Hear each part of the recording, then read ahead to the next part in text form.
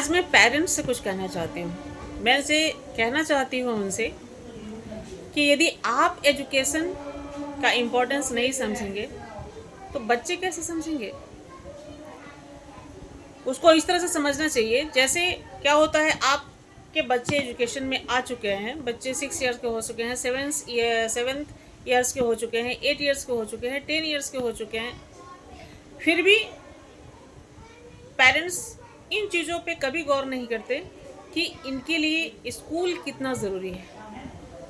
शादी में जानी है, एक दिन की शादी के लिए 1 सप्ताह बर्बाद करते हैं, 15 दिन बर्बाद करते हैं, 1 महीना स्पॉइल करते हैं बच्चे की पढ़ाई को। आप उसको ऐसे सोच कर देखिए कि यदि आप भोजन करना, पानी पीना छोड़ दें तो आपका स्वास्थ्य कैसा रहेगा। पानी के बिना यदि व्यक्ति 24 घंटे में उनकी स्थिति खराब होती है, 48 घंटे में मरणासन स्थिति में पहुंच जाते हैं कि यदि उनको पानी ना मिले तो उनकी स्वास्थ्य इतनी बिगड़ जाती है कि वो खड़े होने की स्थिति में भी नहीं होते हैं। अगर किसी व्यक्ति को 48 घंटा पानी ना दिया जाए, 48 घंटा 50 घंटा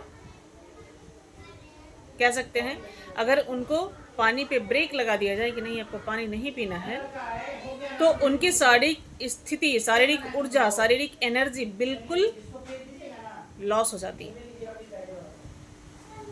यदि उनको 1 सप्ताह भोजन न दिया जाए तो वो उठ के खड़े भी नहीं हो सकेंगे। यदि 1 सप्ताह उनको कुछ भी नहीं दिया जाए खाने को, यानी 1 सप्ताह आपको नहीं खाना है, तो फिर उनकी शारीरिक क्षमता 0 लेवल पे पहुंचने लग जाती है। आप कभी इस चीज़ को कंपेयर किए इन चीज़ों से कि आप जो है वो बच्चे को एजुकेशन से हटाकर 1 महीने के लिए लेकर मायके चले जाएं, 1 महीने के लिए लेकर के उन्हें किसी रिलेशन में शादी अटेंड करने के लिए चले जाएं, पूजा अटेंड करने के लिए चले जाएं, फंक्शन अटेंड करने के लिए चले जाएं। 1 महीने में आपका बच्चा यदि 2 दिन 3 दिन पानी के बिना अगर शारीरिक स्थिति खराब हो सकती है, तो 1 महीना यदि बच्चा एजुकेशन से अलग हट गया, पढ़ाई की शेड्यूल से अलग हट गया, तो उसका एजुकेशन का स्तर कहाँ चला जाएगा। नहीं, अच्छा ठीक है ना, 1 महीने के लिए मैं आती हूँ वहाँ से तो फिर स्कूल जाएगा, लेकिन 1 महीना का मतलब कितना होता है, 30 डेज, मिनिमम 30 डेज, वरना 31 days and sometime 28 or 29 days. But एक दिन में 7th पीरियड बच्चे की पढ़ाई चलती है।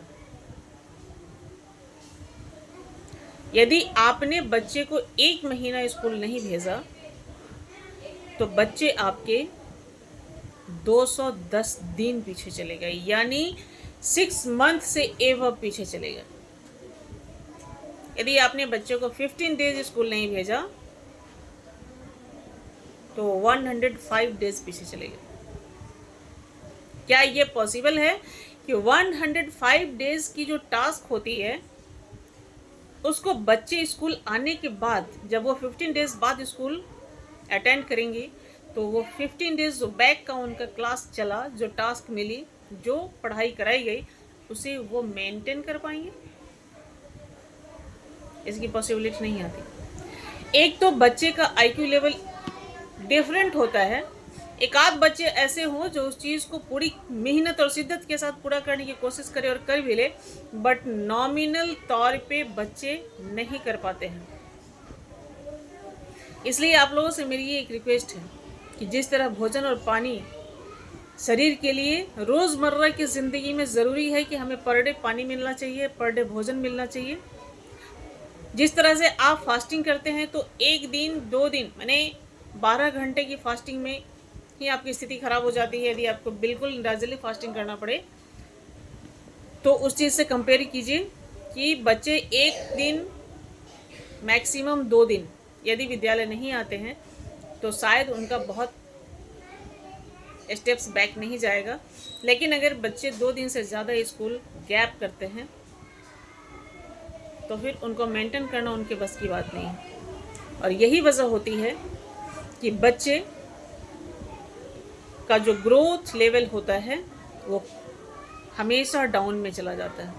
वैसे पेरेंट्स जो बच्चे को हमेशा बाहर बाहर लेकर चले जाते हैं, कभी मायके चले गए, कभी घूमने चले गए, कभी किसी रिलेटिव में के यहाँ चले गए, तो इस परिस्थिति में उनके बच्चे का ग्रोथ लेवल बहुत डाउन रहता है और वो अपग्रेड नहीं हो पाता है। तो आपसे रिक्वेस्ट है कि प्लीज़ इस चीज़ को समझें और अपने बच्चों को अधिक से अधिक कम समय के लिए कहीं लेकर जाएं। यदि आप बच्चों को ले जाने में असमर्थ हैं तो लेकर जाएं।